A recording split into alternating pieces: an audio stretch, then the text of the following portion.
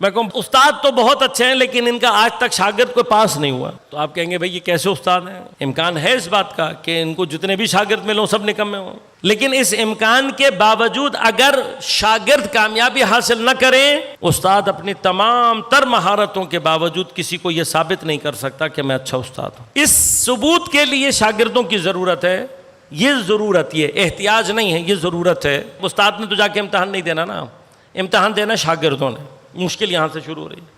چونکہ شاگردوں نے امتحان دینا ہے، لہذا استاد پڑھائے گا، پھر یہ امتحان میں قابلیت کو ظاہر کریں گے، یہ قابل ہوں گے، یہ نمبر لیں گے، کمال کس کا کہلائے گا؟ استاد۔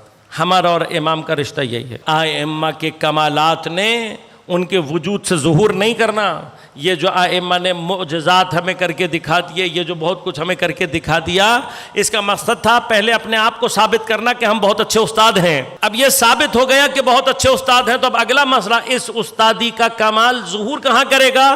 شاگردوں میں۔ اب استاد بہت اچھے ہیں لیکن شاگرد نکمے ہوں، امام بہت اچھے ہیں لیکن امت، تب سوچیں نا قیامت کے دن ہمارے زمانے کا امام جب دوسری امتوں کے سامنے آئے گا، یہ ہمیں اور آپ کو سوچنے کی ضرورت ہے یا نہیں؟ تو ہمیں تو ان تمام افراد کے اوپر سلام بھیجنا چاہیے کہ جنہوں نے انقلاب برپا کر کے دین کی امامت کی اس شکل کو دنیا میں بھیجا ہے کہ آج ان کے شاگرد، ان کے ماننے والے دنیا کی سپر طاقت بن کر ابھر رہے ہیں۔ آج ملت تشیع ان افراد کی وجہ سے دنیا میں اب یہ ان کا سر بلند نہیں ہو رہا، ان کے امام کا سر بلند ہو رہا ہے۔ اب یہی تمام کی تمام کیفیت ہے کہ ان کے ساتھ مختص نہیں ہے، یہ میرے اور آپ کے ساتھ بھی ہے۔ مطلب ایک کلاس کے بچوں نے تو بہت اچھی پرفارمنس دے دی، اب جو دوسری پرفارمنس نہیں دے سکیں گے تو پھر یہاں پر رول یہ ہے، ان تتولوا یستبدل غیرکم، یہ یاد رکھیے گا، رول یہ ہے، اگر تم نے منہ پھیر لیا اللہ تمہیں بدل دے گا، اس لیے کہ اللہ کو پتا ہے کہ استادوں میں کوئی خرابی نہیں ہے، لہذا ہم اور آپ سب کو جاگنے کی ضرورت ہے۔